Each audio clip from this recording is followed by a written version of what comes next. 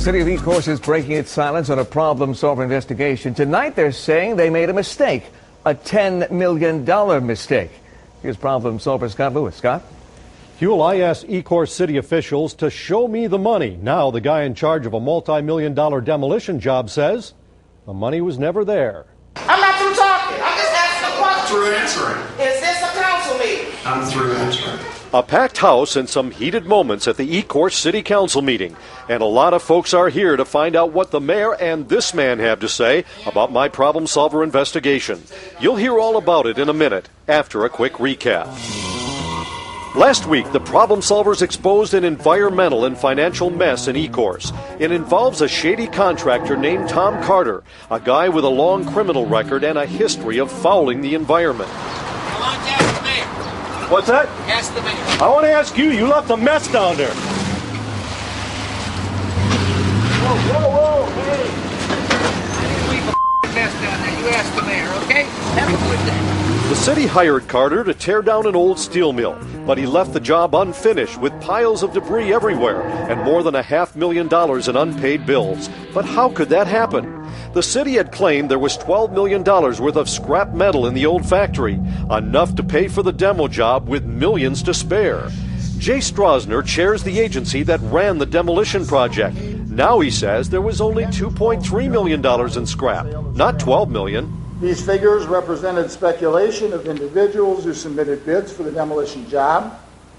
They were repeated in conversations with newspaper reporters who then wrote news articles supporting these numbers, and it appears that the problem solvers relied on news articles instead of substantiating the information independently.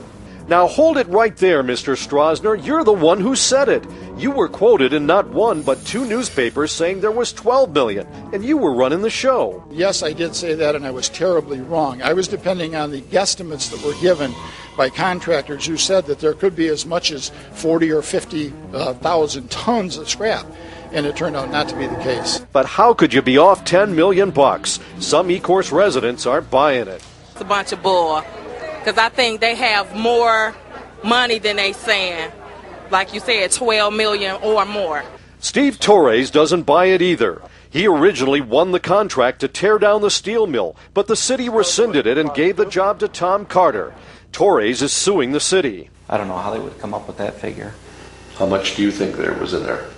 From my background, I would say there was anywhere from $12 to $18 million in scrap metals in that building. Really? Yes. When Torres' lawyer deposed the mayor of Ecorse, something very interesting came out.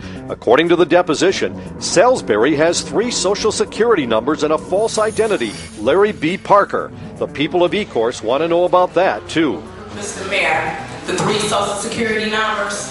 We'll deal with that at the appropriate time. I'll decide that. When people kept pushing for answers, the mayor called the meeting to a close, and that was that. Jay Strasner says he's asked the state attorney general to look at this thing so the people of Ecorse can be assured everything was on the up and up. But he's a week late and maybe $10 million short. State Senator Ray Basham has already called the attorney general asking for a probe. He did it last week after seeing our investigation. We're continuing our investigation too, and you'll hear more about it in the coming days.